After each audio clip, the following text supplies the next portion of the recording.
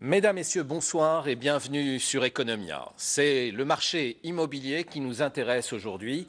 Vente, location, comment évoluent les transactions, quel est l'impact des nouvelles réglementations et des multiples projets d'habitats sociaux sur le marché immobilier. Comment, dès lors, en l'absence d'un argus, d'une grille référence, tenter de déterminer le prix d'un loyer, le prix d'une vente. Le marché est-il en hausse, en baisse? Comment se déterminer ville par ville, quartier par quartier, immeuble par immeuble? Il est vraiment difficile de se repérer. Une véritable jungle où même les professionnels semblent se perdre en conjecture. Nous allons malgré tout tenter ce soir de trouver avec eux une explication à tout cela. J'ai invité aujourd'hui 3 acteurs de l'immobilier et non des moindres. Je vous les présente. Samira Sbentout, vous êtes directrice de l'agence La Résidence située à Hydra sur les hauteurs de la capitale. Vous êtes l'une des plus anciennes actrices de ce marché, même si vous avez conservé toute votre jeunesse. Votre agence située dans les beaux quartiers d'Alger font de votre agence un interlocuteur privilégié pour les grandes entreprises et les ambassades, même si votre agence est ouverte à tous. Tahar Anish, vous êtes le directeur de l'agence Le Mètre Carré, située à Cuba. Il suffit de regarder votre agence de l'extérieur pour comprendre que nous avons affaire à une agence professionnelle et rigoureuse. Merci. Cela vient sans doute de votre passion de l'immobilier. Votre action au sein de la FNAI, la Fédération des agents immobiliers, a été remarquable. Vous en étiez jusqu'à peu le vice-président. Enfin, Lotfi Ramdani, vous êtes le responsable du site portail immobilier El Keria. Ingénieur de formation et banquier d'expérience, vous nous direz à votre tour pourquoi vous avez tenu à vous lancer dans ce segment de l'immobilier. Votre portail, qui suit notamment au pas les circonvolutions des logements ADL, LSP et LPP, vous a drainé beaucoup de monde sur votre site. Vous êtes devenu l'un des observateurs aguerris de ce marché particulier de l'habitat social. Voilà, alors pour commencer, écoutez, je vais m'adresser à vous, Monsieur Anish. Oui. Et comment est-ce que ce marché est un marché aujourd'hui, un marché particulier par rapport à ce qui se fait dans le monde? Parce qu'on a vraiment beaucoup de mal à se déterminer quand on veut louer, quand on veut vendre, quand on veut acheter. Difficile de se repérer, on ne sait pas. Alors c'est pour ça que j'ai tenu à faire cette émission. Est-ce que c'est normal? Est-ce que c'est particulier à l'Algérie? Bon, je ne connais pas beaucoup de pays, mais pratiquement peu de pays que j'ai eu l'occasion de jeter, enfin, auxquels j'ai eu l'occasion de jeter un coup d'œil et d'essayer de comprendre comment fonctionne l'immobilier chez eux. Je dirais que notre pays est un peu particulier vu toujours le fait qu'on est dépendant du pétrole. Ça dépend, des fois on est riche, des fois on est pauvre. Donc, et pour rebondir juste au sujet du marché de l'immobilier, je vous dis ça fait 20 ans que j'exerce le métier d'agent immobilier, et en tant qu'ex-vice-président de la Fédération nationale des agences immobilières, on n'est pas arrivé réellement à dire qu'on a un marché de l'immobilier en Algérie. On n'a pas de marché de l'immobilier. Ce que fait un marché de l'immobilier, c'est la rencontre d'une offre et d'une demande. Alors, pourquoi? Il y a bien une offre et une demande. Oui, un marché, normalement. il y a l'offre et la demande, mais pour évaluer, pour dire que le prix du mètre carré dans telle zone coûte tant de dinars, et ce n'est pas vrai. On peut le trouver dans la même zone, le mètre carré coûte 60 000 dinars, et juste à côté, il est à 120 000 dinars, du simple au double. Donc, ou 2 appartements dans le même immeuble. Dans le même immeuble, les mêmes appartements, même superficie, et le prix diffère. Alors, Madame Sbentout, est-ce que vous partagez le même avis? C'est difficile de se repérer dans ce marché, et pourquoi? Je pense que M. Anish a tout à fait raison, donc je suis d'accord avec lui. Après, nous, on a une responsabilité en tant qu'agence. On a une responsabilité comment dirais-je, on est obligé de sensibiliser les bailleurs, les vendeurs, donc c'est notre rôle. C'est là qu'on intervient, nous, en tant qu'agents immobiliers, en tant que professionnels. Souvent, les propriétaires se déplacent vers nous, viennent vers nous pour nous proposer des biens, donc en se référant au prix affiché par leurs voisins, par l'entourage, etc. Donc, nous, on essaye d'intervenir et de communiquer les prix qui se pratiquent par rapport aux transactions faites au sein même de l'agence. Donc vous faites un travail scientifique. Oui. Tout à fait, et on vient de vous voir souvent avec des sensibilisation. considérations irrationnelles. Très souvent, les clients viennent vers nous, oui, le voisin a vendu X à X montant, etc. Et c'est vrai que c'est pas évident. Donc on est là, on leur montre ce qui s'est vendu, ce qui s'est loué. Et c'est vrai que souvent, quand c'est des vrais vendeurs, parce qu'il y a des vendeurs en fait, pour moi, c'est des curieux, parce qu'il y a souvent il y a des vendeurs qui vous disent "Matakul matcharab". Ça veut tout dire. Ça veut dire qu'il n'est pas contraint de vendre, mais un vrai vendeur ou un vrai bailleur est obligé de se référer au marché. Donc, il est obligé de se référer aux professionnels, donc à l'agent immobilier. Voilà. Mais ces difficultés à valoriser, elles viennent aussi de la non-harmonisation des quartiers. Vous êtes situé, par exemple, dans un beau quartier qui est à Hidra. Il y a Hidra et Hidra, je dirais. Tout à fait. Donc cela explique aussi les choses aussi. C'est clair qu'il y a des quartiers qui sont plus, on va dire, plus chics que d'autres. Les prix varient d'un quartier à l'autre. C'est clair. Donc, ça, de toute façon, ça existe partout dans le monde. Il y a des quartiers qui sont plus chers que d'autres. Donc, voilà. Oui, mais là, on a dans le même quartier, quelquefois de rue à rue, on passe du simple au double. Alors, Monsieur Ramdani, vous, alors expliquez-nous un petit peu d'abord ce qu'est votre site, quelle est la conception de ce site, que je puisse voir et que le téléspectateur puisse comprendre ce que vous faites exactement et en quoi vous vous dissociez du travail des agences immobilières. Alors, quelle est votre spécificité et comment vous analysez le marché? En fait, déjà, on n'est pas agent immobilier. Donc, l'agent immobilier, c'est une activité réglementée par la loi. Donc, il faut avoir un agrément, il y a certaines conditions qu'il faut remplir et c'est un travail commercial. Nous, en fait, ce qu'on fait sur le portail immobilier elkaria.com, c'est un portail de vulgarisation de l'information immobilière. On essaye un peu d'accompagner les gens à travers les différents aspects de l'immobilier en Algérie. Que ça soit de la location en vente, que ce soit un programme public, donc on a parlé de LPP, LSP ou de AADL, on explique un peu comment ça se passe un crédit immobilier, comment on calcule un tableau d'échéance, un tableau d'amortissement, on explique aussi tout ce qui est assurance immobilière, en fait assurance CatNat et autres. En fait, on se veut un portail immobilier généraliste d'information, en fait, de sensibilisation aussi. Donc vous êtes une école à la fois pour les acheteurs, les consommateurs, mais également pour les professionnels, peut-être. Oui, au fait, les agences qui peuvent aussi se référer sur. On essaye aussi, au fait, d'analyser un petit peu comme nous. En fait, on n'est pas dans le métier à l'intérieur comme les agents immobiliers ils peuvent l'être. Nous, on est à l'extérieur et on a cet œil, on peut dire critique, ou d'analyste, au fait, où on va analyser un petit peu ce qui se passe et on essaye d'être force de proposition pour sortir un peu de cette crise. Mais on trouve quand même des annonces sur votre site, oui. D'accord. Oui, les annonceurs, en fait, ils peuvent s'inscrire sur Alkaria pour publier leur annonce de location ou de vente. Alors, quelle analyse vous faites, vous aussi, de ce marché en termes de prix? En fait, le problème aujourd'hui en Algérie, vous l'avez dit dans l'introduction, on n'a pas de référence, on n'a pas d'indice de prix. Aujourd'hui, ni la FNAI, donc elle ne publie annuellement un indice des prix, même s'il est peut-être pas réaliste à 100%, mais on peut avoir en fait une vision globale de ce qui est le marché immobilier. Mais les notaires en fait ne le font comme ça se fait dans d'autres pays, où c'est les notaires en fait, sur la base des transactions effectuées chez eux, ils vont publier une fois l'an un indice des prix, soit à la vente, soit à la location. Et du coup, en Algérie, on est dans un flou artistique, où personne ne sait exactement, sauf l'agent immobilier. Il maîtrise peut-être, M. Anish, il maîtrise peut-être Alger Centre ou plus Kouba et Hossein Dey. Madame, elle maîtrise bien tout ce qui est Heda et peut-être quartier résidentiel, mais j'imagine, ils n'ont pas peut-être cette vision soit de la wilaya d'Alger. On parle d'une moyenne, nous, ce qu'on calcule au fait, c'est la moyenne des annonces immobilières que nous avons sur Alkaria. Et on parle en location, on tourne autour de 58 000 dinars pour un 80 mètres carrés. Et pour la vente, on parle un petit peu en proposition. En moyenne, 58 000 dinars, en moyenne générale, sur la wilaya d'Alger. Et pour tout quartier confondu. Tout quartier confondu, parce qu'au fait, c'est la partie. Ça me paraît cher. Hein. Non, c'est pas cher. Non, mais c'est la moyenne, au fait. C'est ce qu'on a pris. On prend les 90 000 dinars à Hidra et on prend aussi les. Pourquoi pas 150 000 dinars à Hidra pour un un 3 peu plus. pièces? Oui.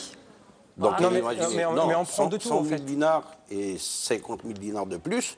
Donc, les 58 000 dinars, donc ça va monter. Oui, mais il y a moins de 150 000. Mais en fait, on parle aussi de Berraqi et de Voilà, Ain eux, Beniaz, ils ont c'est pris, toute la wilaya Mais d'Alger, je en pense fait. qu'on ne peut pas le déterminer. En fait, nous, notre démarche, c'est de dire aujourd'hui, on va essayer de nous comparer un petit peu à nos voisins à l'étranger. Si on prend en France, par exemple, le prix de vente, on est à 7 000 euros. Paris, intramuros, ça, si on compare les capitales, on est autour de 7 000 euros le mètre carré. Donc pour un 60 mètres carrés, c'est dans les 400 000 euros, 450 000. Sur Alger, on parle de 1,7 milliard en proposé. Donc peut-être c'est un peu moins, donc peut-être c'est 1,5 milliard. Mais c'est un peu, ça nous donne déjà une idée de grandeur de ce qui est le marché immobilier. Et par rapport à nos voisins Tunisie et Maroc, on est très cher par rapport à eux. On est à 140 000 euros équivalent. Et en Tunisie, on parle de 60 000 euros le F3 à 60-80 mètres carrés. Et au Maroc, c'est à 96 000. Donc on peut déjà, avec ces statistiques, même si elles sont vraiment très macro, au fait, de se positionner dans un marché soit local ou maghrébin. Vous venez de dire qu'au Maroc, les prix, en moyenne, ils sont moins chers. Ils sont moins chers. Avec un SMIC plus important. Le SMIC en Maroc, c'est 230 euros. En Algérie, on parle de 154 euros par mois. Donc ça nous donne, en fait, nos statistiques, elles ne sont pas précises, elles n'ont pas cette prétention d'être précis. Ce n'est pas un outil d'achat, mais ça donne une tendance, au fait, et ça va nous permettre de voir est-ce qu'il y a une tendance haussière ou baissière sur le marché immobilier. Donc, si je comprends bien, à votre avis, excusez-moi, hein, on revient sur le marché de l'immobilier. Réellement, pour avoir des informations plus ou moins fiables concernant le prix du mètre carré à la vente, la source de la vraie information, elle proviendrait d'où? Elle proviendrait des notaires. Oui, des notaires. Attention. Mais le problème des notaires aujourd'hui, Oui. c'est que les prix, tout le monde le sait, hein, ça, c'est un secret de polichinelle, les prix qui sont déclarés, ce n'est pas les vrais prix. Absolument. Voilà, c'est Et là nous, où en fait, je ce voulais en qu'on venir. propose déjà à Al-Khalia, donc on avait fait des propositions, 30 propositions pour sortir de la crise de logement en Algérie. Parmi les trentaines de propositions, on propose le droit de préemption de l'État sur les transactions immobilières, que ce soit location ou vente. Au fait, quand l'État estime que si vous avez un bien qui coûte en réalité 10 milliards de centimes et vous le vendez à 1 milliard, l'État aura le droit de dire que voilà, ça m'intéresse, je vais l'acheter, je vais le mettre au social. Et ça va calmer, je pense, beaucoup de spéculation sur ce terrain. Et on arrivera peut-être dans 2-3 ans à réguler un petit peu ces prix qui sont affichés. Monsieur Anish, quelle serait la solution pour aider à la régulation? Personnellement, je partage l'avis de M. Dahmani. Ramdani, excusez-moi. Je partage son avis concernant le droit de préemption. Je me souviens, à l'époque de Abdeslam, qui était au gouvernement, il y avait une ordonnance ou un décret qui donnait la prérogative à l'État de préempter les biens immobiliers si l'institution fiscale juge que le prix est au-dessous du prix du marché, de préempter.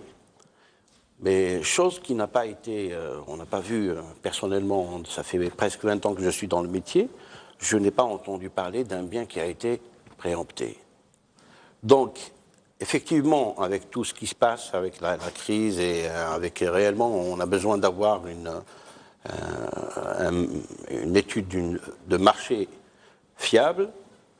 Je pense que pour inciter les vendeurs à déclarer la réalité du prix, et je pense que le droit de préemption doit être mis à table, quoi. Voilà. Est-ce que vous avez été à la FNAI? Est-ce qu'à la FNAI, vous avez tenté d'élaborer une grille à travers le territoire national des tarifs en attendant que les décideurs, enfin que les autorités se décident à faire valoir leur droit de préemption? De mon époque, j'étais vice-président à l'époque. Je me rappelle qu'on a publié sur un journal hebdomadaire qui traite les questions immobilières, on a publié un baromètre. Donc on voulait créer le baromètre de l'immobilier, mais les agences immobilières n'ont pas marché avec nous. Donc toujours de crainte de communiquer des informations. Donc on n'a pas une remontée d'informations qui est fiable, plus ou moins dans certaines villes. mais on n'a pas réussi. Et finalement, donc, on se réfère maintenant au propre travail des agences, comme vous, la résidence. Donc, vous vous basez sur votre propre grille, c'est ça? Donc, vous essayez de faire un travail en interne. Alors moi, j'ai pris l'initiative de faire un travail personnel, mais que je pense très utile, suite à la demande des clients. Très souvent, les clients viennent vers nous et ils savent pas comment réagir par rapport au marché. Est-ce que c'est un bon investissement? Est-ce que c'est un mauvais investissement? Est-ce que c'est le prix? Est-ce que c'est pas prix par rapport aux ventes déjà? Donc moi, avec un journal, je ne sais pas si je peux citer son nom. Oui, c'est bien sûr, avec le journal Hebdo Immobilier. Donc j'ai pris sa base de données avec la participation de 2-3 agences. Donc on a fait un tour d'horizon des prix qui se pratiquent au mètre carré des terrains. D'accord? Pour l'année 2014 plus exactement. Et c'est vrai que c'est un outil incontournable. Au niveau de l'agence, les clients sont agréablement surpris. Ils viennent, ils trouvent des tableaux. Ah oui, ça c'est bien, ça c'est... Bon, mais c'est une initiative personnelle. Ça a pris beaucoup de temps, ça m'a coûté de l'argent, mais je pense que ça a été utile. Donc c'est pour vous dire qu'on est obligé de travailler à notre propre niveau. Mais pour autant, ça a été abandonné. Pourquoi? Non, moi je l'ai fait. Mais vous le faites toujours? Je l'ai fait et j'ai mis sur notre site internet. Donc, ce n'est pas au niveau national, c'est au niveau d'Alger.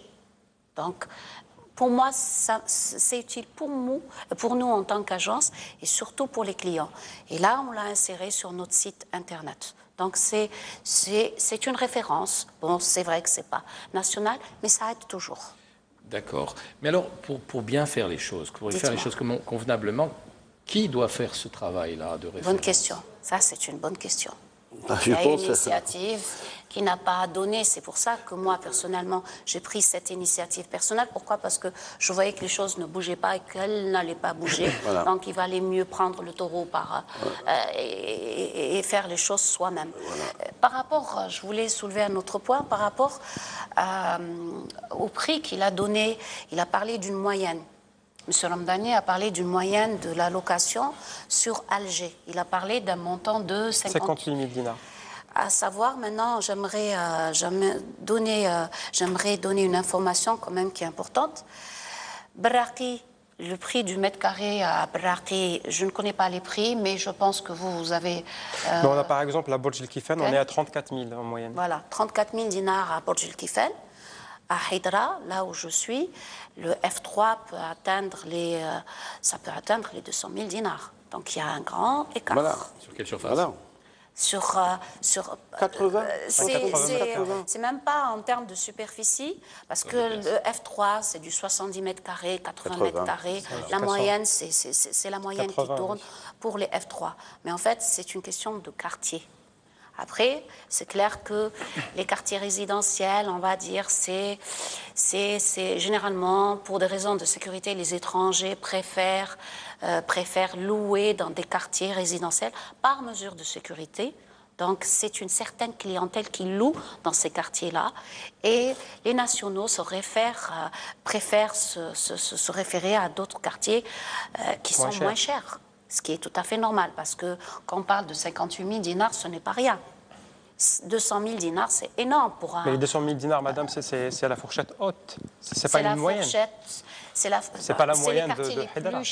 Mais la moyenne va osciller entre 148 et 200 000, donc ça va être 150 000. Hein, à Touba, par exemple, un F3, ça peut atteindre combien? Ça peut atteindre 80 000. Voilà. 80 000. Voilà. Des fois, ça dépend des lieux aussi. Même certains quartiers à Touba, ils coûtent excessivement cher. Voilà. Mais je voulais, excusez-moi, rebondir sur la question le fait qu'on n'ait pas arrivé à avoir un Argus de l'immobilier. C'est que, mais il faudrait vraiment, il y a des moyens, il y a plusieurs moyens d'en arriver. C'est vrai que la fédération en a essayé, mais il n'y a pas eu un écho favorable. Mais je pense que l'État peut, c'est-à-dire que en enclenchant tout un mécanisme, réellement, un mécanisme qui est favorable à plusieurs secteurs, et coordonner et récolter des informations, et un centre ou une commission peut faire ce travail. Mais il y a une grille qui existe et dont vous ne parlez pas, c'est la grille des impôts. Mais elle est erronée. Mais elle n'est pas réaliste. Au fait. Elle n'est pas réaliste. Bah, c'est pas le. Elle se rapproche. Elle se rapproche. Ces dernières années. Non, mais c'est vrai que ces dernières années, elle se rapproche sérieusement des prix qui se pratiquent. Ils ont donné une prérogative à leur agent Voilà. de suivre aussi l'évolution du marché, ce qui est annoncé sur les journaux, la pub et tout qui se fait sur différents supports. Mais des fois, bizarrement, des fois ça dépasse. Non, mais la grille n'est pas publiée, en fait. Non, mais la grille n'est pas... C'est-à-dire que des fois, dans la grille, on a des tarifs qui sont plus élevés que ceux du marché. Non. Oui, non, sincèrement, parce que je vais vous donner un exemple. Un terrain qui s'est vendu, ça fait 2 ans. Personnellement, je l'ai vendu à un prix de 150 000 dinars. Eh bien, au niveau des impôts, ils ont jugé que le prix de ce terrain coûte 200 000 dinars. Voilà. Or que réellement, il s'est vendu à 150 000. Voilà. On nous dit, voilà, c'est le prix. Mais les impôts ne publient pas aussi leur grille. Nos voisins, les Marocains, en début d'année 2015, en fait, ils ont publié la grille, la grille par quartier pour sensibiliser un peu les gens, pour leur dire, voilà, on vous impose sur une grille, mais voilà, attention, voici la grille. Vous poussez l'institution fiscale à définir le prix, à déterminer et à l'obliger. Non, mais elle ne l'oblige pas parce qu'elle l'utilise déjà aujourd'hui. En fait, elle a déjà une grille pour calculer les impôts. Les impôts ne vont pas publier ce genre d'informations. Ils sont là en train de surveiller, de veiller. Mais ils peuvent le faire. Même nous, on arrive à l'avoir en trichant. On ne l'a pas officiellement. Voilà, on peut pas. En tout cas, nous, en fait, ce qu'on fait sur Alcalia, on aimerait le consolider aussi en 2016, c'est d'essayer d'avoir, comme on a une vision transverse un peu, et on a des agences immobilières un peu partout dans l'Algérie, dans presque toutes les wilayas, on essaiera de proposer un indice, mais qui sera vraiment à titre indicatif, ça ne sera pas vraiment un titre truc indicatif, très, vous l'avez bien précisé, très parce précis. Que c'est pratiquement, pardonnez-moi de vous interrompre, mais pratiquement impossible. Alors, vous, les agences immobilières, vous pourriez le faire réellement. Oui. Et vous disiez tout à l'heure que beaucoup d'agences n'ont pas joué le jeu. J'aimerais savoir pourquoi. Parce qu'en fait, je dis que vous pourriez le faire parce que vous détenez les bonnes informations en termes de prix. Oui. De tout ce qui s'est vendu. Donc, pourquoi elles n'ont pas joué le jeu, certaines agences ou beaucoup d'agences pour des raisons qui sont évidentes. Ils ont peur du fisc. Pour eux-mêmes. Non, pour eux-mêmes, pas pour eux-mêmes aussi, même les clients. C'est eux qui veulent sous-déclarer. L'agent immobilier, il est rémunéré sous-déclaré ou déclaration totale, il est rémunéré de la même sorte. L'agent immobilier est rémunéré sur le bon prix. Le prix réel. Le bon prix. Maintenant, là, si vous voulez réellement que je vous donne une des solutions qu'avait proposé à l'époque la Fédération, je peux vous le dire. C'était, d'ailleurs actuellement, son président est en train de demander toujours cela, c'est de remettre, je sais que certains nous ont dit que c'était l'atteinte à la liberté individuelle, mais d'obliger les vendeurs de passer obligatoirement chez une agence immobilière, pas pour que l'agence immobilière soit rémunérée, c'était le but d'avoir un Argus. Qu'il y ait une obligation de passer chez une agence immobilière,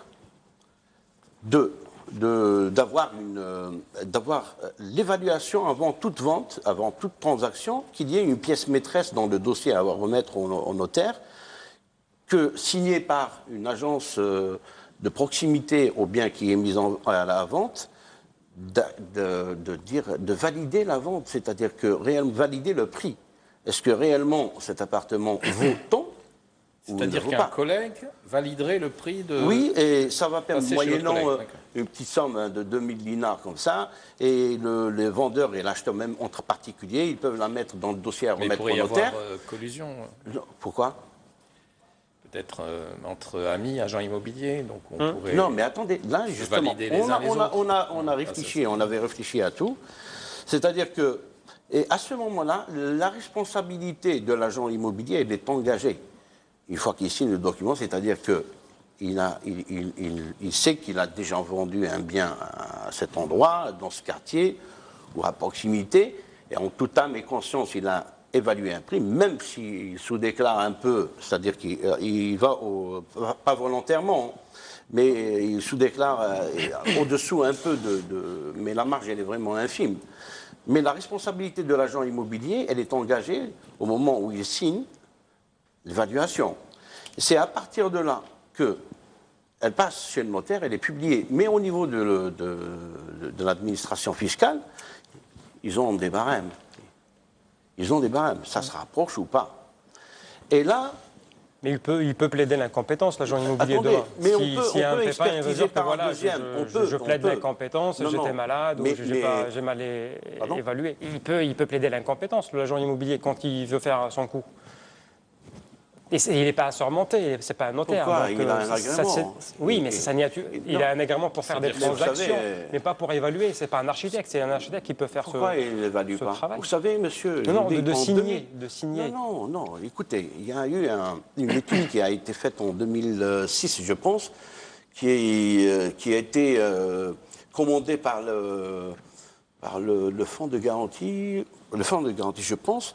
C'était l'étude de faisabilité, une étude qui a été commandée, l'étude de faisabilité de création de corps d'évaluateurs de biens.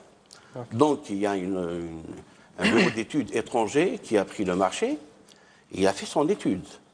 Je vous assure que j'ai le rapport, il est toujours en ma possession, que dans ce rapport, parmi les conclusions, il y avait que c'est l'agent immobilier qui maîtrise les prix. Donc, l'étude, elle est faite, je peux vous l'apporter, vous pouvez la garder, et c'est bien mentionné que parmi les recommandations qui ont été faites par ce bureau d'études international, et ils ont dit que c'était l'agent immobilier qui pouvait... Le mieux placé pour... C'est le marché qui l'impose, de toute façon. Pourquoi? Parce que c'est une exception en Algérie. Le fait que les prix sont...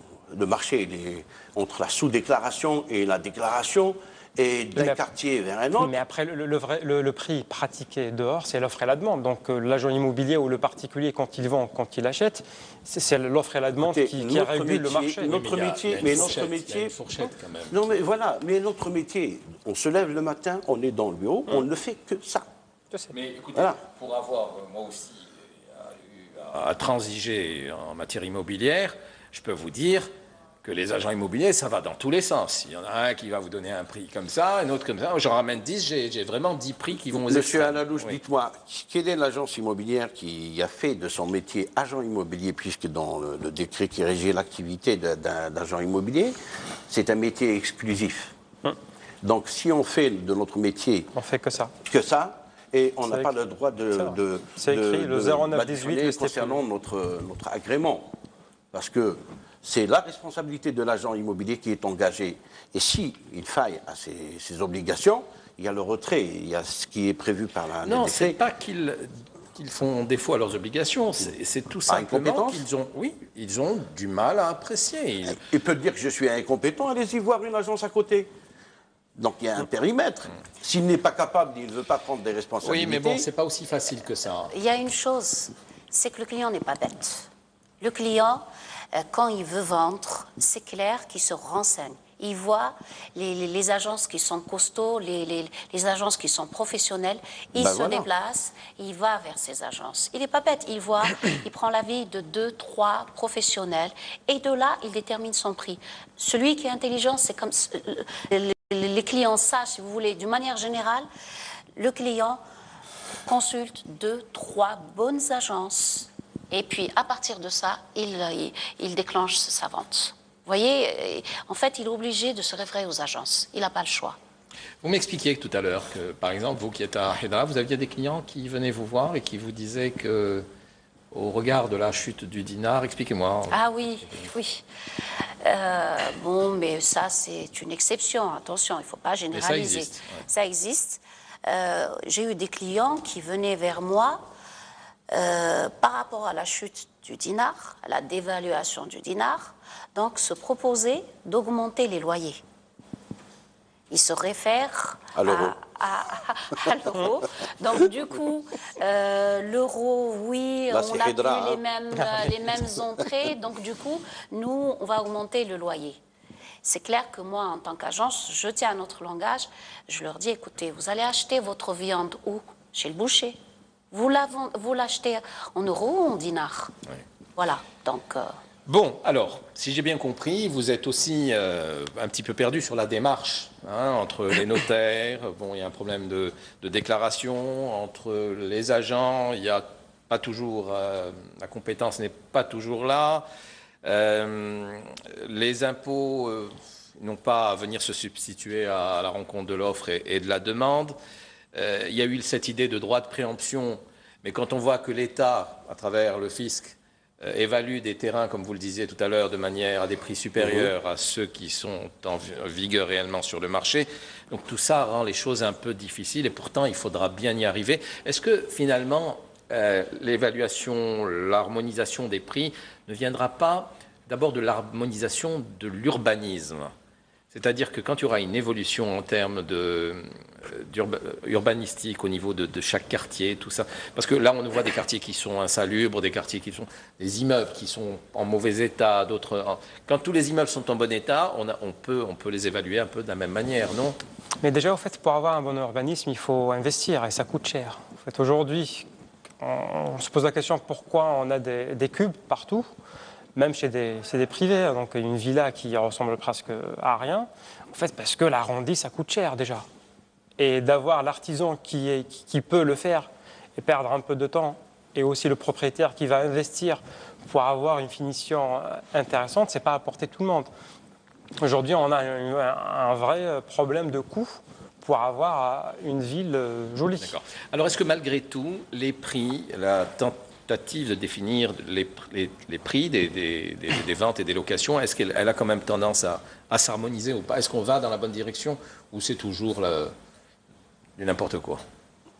Personnellement, est-ce que ça s'améliore? Bon, c'est vrai qu'il y a un impact. Est-ce que ça se professionnalise? Il y a un point quand même de comparaison qui est en train de se faire et que personnellement, je juge assez intéressant. C'est celui de nouvelles réalisations que réalisent les promoteurs immobiliers. Ils font un assez bon standing et dans certains quartiers qui se rapprochent des anciens quartiers et tout, même des fois dans les anciens quartiers.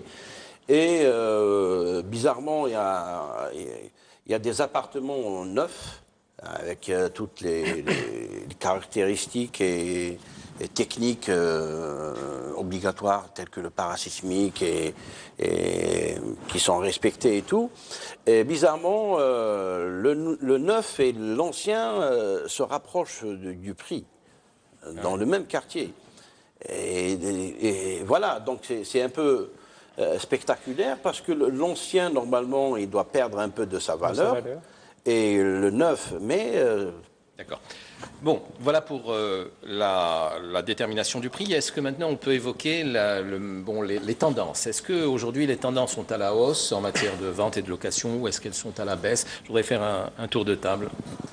Samira Sbantout. À la baisse, moi Pas encore.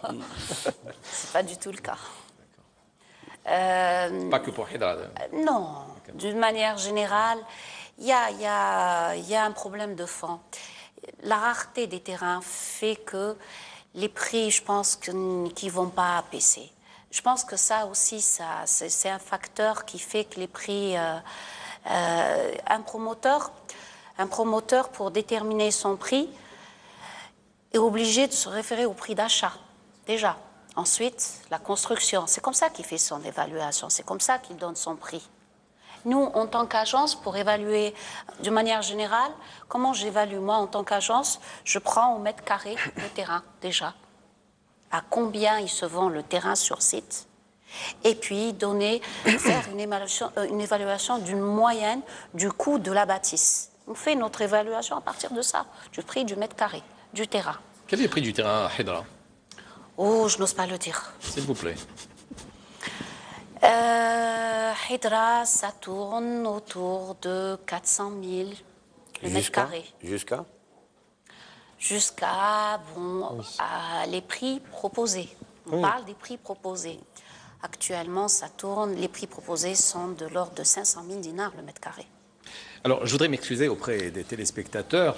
Nous avons réuni ici des opérateurs qui sont d'Alger, mais l'émission est valable pour toute l'Algérie. Alors, il ne faut pas croire qu'Alger, ce n'est qu'à Alger que les prix sont forts. Hein. Vous me disiez qu'à Sétif, il y a des quartiers où parfois les prix sont plus chers. Exactement, qu'à Alger, exactement. D'ailleurs, j'ai été un peu étonné. Bon, ça date depuis un peu plus de 2 ans, hein, que les prix n'ont pas cessé d'évoluer du côté de Sétif, Borj, même Lorani. Voilà, donc c'est pas qu'à Alger. C'est dû à quoi? À la rareté Pas des la terrains? rareté, parce qu'il y a quand même, ce qui est intéressant, d'ailleurs ça peut se dupliquer un peu partout, c'est qu'il y a les investissements industriels très très importants du côté de Sétif et d'Oran, de l'Oranie et tout, et c'est ce qui incite les gens à investir là-bas. Donc il y a quand même une création d'emplois, un nombre assez important d'emplois, il y a une attractivité de la part des investisseurs qui ont investi là-bas, et même ce qui est mis à disposition des investisseurs au niveau de ces wilayas, c'est très important. Donc ça a permis d'attirer pas mal une population nouvelle, et ça a permis d'accroître la demande. Et Monsieur Hamdani, alors, est-ce que vous avez quelques notions sur cette volatilité? Oui, en fait, dans le même sens que M. Anish, nous, on a calculé pour Borj Kifan et Bab Zouar. Donc là, les deux quartiers, ils ont connu un investissement déjà. Pour Bab Zouar, il y a eu l'implantation de beaucoup de sociétés. Donc il y a eu beaucoup de gens qui ont acheté ou voulu acheter ou louer à côté de leur boulot, ou Borj Kifan avec l'arrivée du tramway. En fait, si on compare en 2011, à Borj Kifan, la location, elle tournait autour de 17 000 dinars. Et aujourd'hui, on part de 34 000 ou plus en moyenne. Hein. Et à Bab Zouar, c'est pareil, on était à 32 600 et aujourd'hui, on parle de 46 500 dinars en moyenne de location d'un F3. Et en fait, c'est vraiment l'offre et la demande aujourd'hui qui établit un peu les prix. Est-ce que cette hausse est valable tant pour les locations que pour les ventes? Oui. C'est la même chose. Cela va de soi, puisque des fois on achète pour mettre les biens en location. C'est ça, donc on achète pour louer. Voilà, donc c'est un investissement. Donc le problème aujourd'hui qu'on a, en fait, pourquoi les prix, je rejoins madame, pourquoi les prix ils vont pas baisser, ils vont augmenter encore, en tout cas on a 2 ou 3 ans d'augmentation. En fait, on a toujours un déficit de demandeurs de logement. Aujourd'hui, on compte dans les 400 000 nouvelles demandes par an. L'État, pour 2014, au fait, il a construit entre social et LP, donc LPA et LSP, dont les 100 000, 110 000, on a quand même 300 000 de déficit par an de demande. Donc, mathématiquement parlant, on ne peut qu'avoir une augmentation jusqu'à ce que cette bulle, peut-être, elle explosera un jour. Mais en tout cas, à court terme, c'est pas concevable. Et ça ne va pas régler les problèmes, donc Ah ben non, ça va encore augmenter. Donc, mais réellement, qu'est-ce qui vous fait dire cela? Excusez-moi. Pourquoi on a 300 000 au fait? Pourquoi vous avez pensé que ça va rester en augmentant pendant 3 ans, 3 années? En fait, ça risque. Pourquoi ça risquerait de baisser? Pourquoi, si on peut parler de bulle immobilière, ça peut vraiment s'éclater? En fait, déjà, on aura, donc avec tous les problèmes économiques qu'on aura, il y aura une inflation importante d'ici quelques années. Donc on le voit déjà, les prix vont augmenter un petit peu en 2016. Donc on aura une inflation plus importante qu'en 2015. Elle tournait autour de 5%. Les prix de quoi? Les prix des biens? Oui, non, en général, au fait, le prix du carburant, il a augmenté de 20 à 30%. Donc ça va répercuter un peu sur tout. Et au fait, ça, c'est une première étape. Et après, en 2017, donc il n'y a pas de solution drastique, donc on peut imaginer qu'il y aura une inflation plus importante. Donc qui dit inflation importante dit taux d'intérêt plus important. Donc, oui, mais il y a une limite à la hausse de la... Oui. Justement, pourquoi je vous pose une question concrète? On est en train de la vivre actuellement. Je pense que Mme Sbanto, dans son agence, va partager mon avis. On ressent ces derniers temps, ça fait à peu près 6 mois que ça a commencé, le nombre de transactions, il a chuté considérablement pendant cette période. Jusqu'à actuellement, Ben c'est, je une dirais, stagnation. presque 50% de transactions de moins Voire plus. qu'avant, si Voire ce n'est pas plus, voilà. Et transactions, je parle d'achat et de vente, Et de vente. bien sûr. Et l'allocation, idem. On peut l'expliquer, en fait. Idem. Les On peut petites locations, ça Ça bouge. ça bouge un petit peu, mais Quand ça On peut dépasse l'expliquer, un en fait. certain- Il y a deux phénomènes qui peuvent expliquer cette stagnation du marché immobilier en Algérie. Donc, on a tout le programme public qui a commencé déjà en 2013, donc avec la relance de l'AADL avec 700 000 demandeurs, et le programme LPP. Donc on a c'est presque 1 million de gens qui ils sont en attente d'avoir leur logement, soit AADL, soit LPP. Donc les gens, ils sont là, ils sont en train d'attendre un petit peu ils vont attendre d'avoir leur logement. C'est vrai qu'ils pensent peut-être que de l'avoir rapidement. c'est un Donc, de impact l'avoir en réduit, 2000. excusez-moi, c'est un impact réduit. Hein. Mais c'était l'attente. Et Moi, après, je pense- pour les ventes, c'était le décret de juillet qui interdisait le paiement cash à partir Beaucoup plus de ça. transactions de 5 millions. En Voilà. fait, c'est les Voilà, deux c'est jumelés. beaucoup plus ça. Et au fait, ça a touché plus les ventes.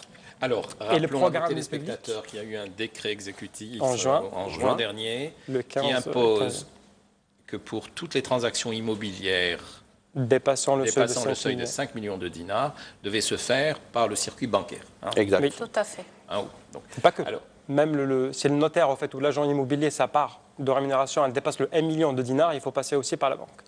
très bien. Donc, Bon, alors, tous les commerçants. Ben, ça, c'était écrit Il n'y a pas que notaire. l'immobilier. Oui. non, mais le Le décret est paiement valable. par chèque, 1 million de dinars, et C'est ça. voilà. Non, le décret est valable. Dans les 5 juste- millions, en fait. Les 5 millions, 5 c'est pour les transactions. Mais Pour le 1 transactions. million, c'est vrai que ça touche tout. Mais nous, on parle de l'immobilier, donc c'est l'agent immobilier Alors, mais et il du fallait notaire. préciser. Oui, Attention, Toutes les il y a pas que catégories l'immobilier. d'activités Pour le million de dinars, ça touche commerciales. Un tous million les de dinars. commerçants. Bien sûr. Vous Je pensais achetez que des c'était meubles juste- qui non. dépassent les 1 million de non, dinars. non, c'est le service, en fait. C'est pas le meuble. En fait, c'est pas la valeur marchande. C'est votre service, c'est votre rémunération. C'est un service que Non, vous non, proposez. je parle de rémunération. Toute rémunération dépassant, Dépassant le 1 1 million million de dinars de doit se services faire par le moyen service. scripturaux. Même Je, si je vous m'excuse, achetez... mais je ne crois pas. Mais je ne suis pas sûr, mais je ne crois pas. Je pense que c'est juste pour certains volets, l'automobile. Oui, notamment. oui, les D'accord. bijoux. Non, Mais c'est pour pas les valable marchandises, au pour, fait, c'est pas toutes les pour tout. marchandises. Hein. Les marchandises, c'est pas pour tout. Le service, oui. Le service, à partir de 1 million. C'est pour ça que j'ai donné Alors l'exemple du justement, donc, notaire. pour ce décret, hein, puisqu'on en reste à l'immobilier, alors qu'est-ce que ça a induit comme effet? Il y a eu des impacts selon vous de ce décret ou pas? Bien sûr. D'ailleurs, Lesquels en posant la question à M. Ramdani, c'était beaucoup plus ce décret qui avait ralenti la Les transaction. Bien sûr, ça a ralenti. Personnellement, Considérablement. Hein. mais absolument. Pourquoi ça a ralenti les ventes? Parce que, écoutez, on n'a rien à se cacher. Le gouvernement, s'il avait décidé de décréter un décret pareil, c'est qu'il a ses raisons. C'est qu'il sait qu'il y a beaucoup d'argent qui circule en noir. Donc, ça, les gens qui ont de l'argent, qui veulent investir dans l'immobilier, entre guillemets, c'est un blanchiment. Et Non, ils c'est veulent- pas entre guillemets, en fait. C'est juste pour recadrer 2 secondes. Oui, allez-y. Je me permets de vous couper. Ce décret, il rentre dans le cadre de la lutte anti-blanchiment. C'est un texte applicatif de la loi 0501 qui lutte contre le blanchiment d'argent. Donc, on est en plein lutte, dedans. on est en plein dedans, en fait. C'est pas J'enlève les marginal. guillemets, hein. C'est ça. Ok, c'est bon. C'est vraiment en fait de la C'est bon. lutte. Ce décret était là Ok. pour Est-ce lutter que ce contre le décret réussit blanchiment à d'argent. blanchir les choses non, je veux dire à clarifier les choses, à rendre transparent. Non, justement, personnellement, ce que j'ai constaté, d'ailleurs, je pose des questions à certains investisseurs, on me dit, écoutez, on ne va rien faire maintenant, on va voir. Wait and Wait see. and see. Wait and see. On verra. C'est pour ça qu'ils ne sont pas les seuls. Mais je ne comprends pas. En quoi on est gêné puisque le taux de 5 millions, il n'est pas assez élevé, à mon sens. Et monsieur, est-ce que des appartements qui se vendent à 5 millions de dinars, ça se compte sur les bouts du doigt. C'est ça. Donc, donc, un on n'est peu pas- au-dessus, ça se compte aussi sur humain. Mais les biens immobiliers, ça commence à partir de 8 millions de dinars Jusqu'à. et ça ne s'arrête pas. D'accord? Prenons un bien immobilier qui se vendrait, 10 millions de dinars. dont la valeur réelle serait de 15 millions de dinars. D'accord. On pourrait avoir un opérateur, aller vers une non-déclaration de la moitié, par exemple. D'accord? De 7 millions de dinars déclaré de 7 millions de dinars non déclarés. Partons de cette position. En quoi est gênant ce texte? Puisqu'il il ne positionne le seuil qu'à 5 millions de dinars. Il n'est pas gênant ce seuil. Il aurait été gênant s'il était à 12 millions de dinars. Mais monsieur Alardouche, il n'y a pas que des appartements de 15 millions. Un exemple, vous pouvez le dire, ça peut passer. Ils trouvent toujours des moyens. Mais par contre, l'inconvénient, c'est que quand il s'agit des biens immobiliers qui coûtent 150 millions de dinars, il faut se poser la question à partir de là. Oui, mais là aussi, prenons un bien immobilier qui fait 150 millions de dinars. On vous demande juste, à partir de 5 millions de dinars de transactions, vous Passez par la banque. Vous passiez par la banque. Or, vous destinez pour 150 millions de dinars déjà à payer au moins la moitié de la déclarée officiellement, c'est-à-dire 75 millions de dinars. Mais pourquoi Donc, en quoi déclarez? les 5 millions de dinars sont gênants? Mais écoutez, le vendeur actuellement, non, en fait, et des vendeurs... Expliquez-moi, peut-être qu'il y a quelque chose qui m'échappe. Si vous me permettez, je vais expliquer un petit peu comment ça marche au fait. Quand la transaction dépasse 5 millions, oui. c'est pas le montant de 5 millions de dinars qui est important en fait. Si la transaction, elle coûte, donc c'est un bien immobilier, il coûte 6 millions de dinars, donc 600 millions de centimes, la totalité du prix, donc les 600 millions de dinars, il faut qu'il passe par la banque. Et on ne peut pas payer cash. Mais comme certains ont l'habitude de ne pas tout déclarer, oui. Si on vous dit qu'à partir du moment où le montant est d'au moins 5 millions de dinars, il faut que ça passe par un circuit bancaire, en quoi vous réagissez de la même manière qu'avant ce texte? C'est-à-dire vous voulez aujourd'hui, en fait, désormais, on ne peut plus... Vous le déclarez à la moitié? Oui, à la moitié, mais cette moitié, il faut qu'elle passe aussi par la banque. Non, justement. Et c'est ce qui pose problème, en fait. C'est là que ça pose problème. C'est là que ça pose problème. Parce que même ce montant est déclaré chez le notaire. Donc, il arrive aux impôts, ce montant de la moitié. Il est déjà déclaré. Donc, mais on parle de la différence, non? Et la différence, elle est par où? Mais la différence... Non, mais même sur le montant qui est déclaré au notaire, en fait, avant, on pouvait donner de l'argent cash au notaire. Mais aujourd'hui, il faut passer par la banque. Si on passe par la banque, dans le cadre de la lutte anti-blanchiment, on va vous demander un justificatif de cet argent. Mais le justificatif d'où vient l'argent? Mais le justificatif de paiement, d'où vient l'argent? Il est déjà mentionné dans l'acte du notaire. Quoi? Pas forcément. Le notaire, il ne va pas dire « j'ai reçu tant d'argent ». Il ne va pas dire qui l'argent il provient. Le vendeur déclare avoir reçu tant d'argent, 7 millions de dinars. Il ne va pas dire que c'est le fruit de ses économies ou ça vient de la vente de sa voiture. Pour attirer votre attention, c'est qu'actuellement, il y a une autre catégorie de propriétaires. C'est des propriétaires qui veulent déclarer la réalité. Pourquoi? Parce qu'en vendant leurs biens, ils doivent justifier auprès de la banque pour mettre leurs sous à la banque. Donc, ils cherchent des acheteurs qui déclarent la réalité. Or que ces acheteurs, ils sont rares. Ceux qui sont en mesure de déclarer la réalité. Donc, je viens de comprendre. Comme le notaire, le montant déclaré doit passer par le circuit bancaire, certains ont des difficultés à justifier leur argent qu'ils donnent. Ils ne veulent pas le faire passer par la banque. Mais au fait, cette phase, elle est transitoire. Donc, on ne peut pas rester. Absolument. Celui qui va acheter, qui a un besoin d'acheter, il finira par acheter. Est-ce qu'il sera obligé? Donc c'est là qu'il sera obligé de bancariser son argent. Alors s'il vous plaît, comment ça se passe donc en ce moment? Donc vous pensez qu'un certain pourcentage de ce qui devrait être des transactions est bloqué? Est bloqué, oui. Ça freine. Comme il a dit, en fait, c'est wait and see. Donc là, on arrête. On regarde est-ce que ça va passer, est-ce que ça va être vraiment bloqué ou pas. Et les gens, ils vont voir que voilà, il y a quand même des transactions qui se font, que le passage par la banque est obligatoire et ils finiront par aller à la banque. Donc, et payer les 7% aussi. Bon, alors pas forcément. Non, mais... au fait, il y a un directeur de banque qui disait qu'au-dessus de 10 millions de dinars, on ne demandait pas vraiment les 7%. C'est ce que j'ai lu au forum de Moudjahid. Ça, c'est important, hein. Oui, mais il faut être sûr de cela, parce qu'on ne va pas pousser les gens à la banque. C'est des déclarations d'un directeur de banque qui parlait de ça. Donc après, il faut voir avec sa banque. Alors, la chute des prix du pétrole, la chute de la valeur dinar, tout ça, ça influe sur les prix ou pas du marché? La crise qui s'annonce La crise, en fait, pour la chute du dinar, c'est pas directement. Ça sera peut-être dans le neuf parce que le promoteur, L'inflation, il essaiera de corriger. En fait, il va importer les matériaux de construction, une bonne partie, donc, et ça va augmenter. Donc le prix, il sera certainement impacté directement. Exact. Pour la location, par contre, mais la location, ça pour sera la location, moins. moi, par exemple, dans mon secteur, comme c'est une clientèle étrangère, maintenant, avec la crise, il y a beaucoup de marchés qui sont interrompus. Donc, du coup, il y a beaucoup moins de demandes. Il y a beaucoup moins d'expats qui arrivent par rapport à la crise actuelle. Je parle de notre secteur. Après, concernant les autres endroits comme Cuba ou ailleurs, par rapport aux clients nationaux, là, c'est différent. La donne, elle change. Moi, par rapport à la crise, déjà, ça se répercute directement.